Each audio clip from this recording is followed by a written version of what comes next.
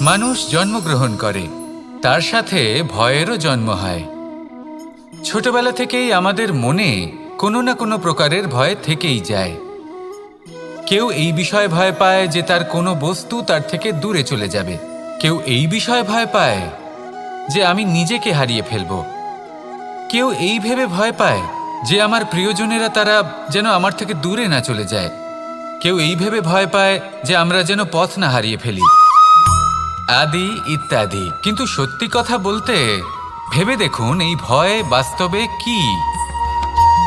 শুধুই একটা মনস্থিতি, আর কিছুই নয়। যা কিছু আপনি জীবনে পেয়েছেন তা একদিন আপনাকে হারাতে হবে।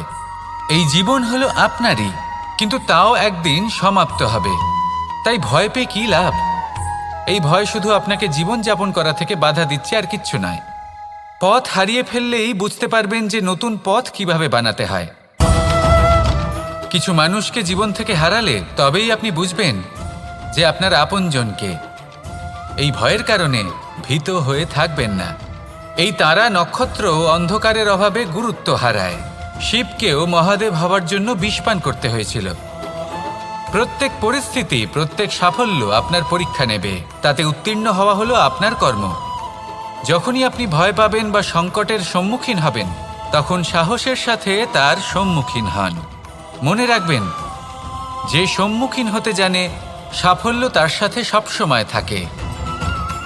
আসুন আর আমার সাথে ভালোবেসে বলুন, রাধা রাধা।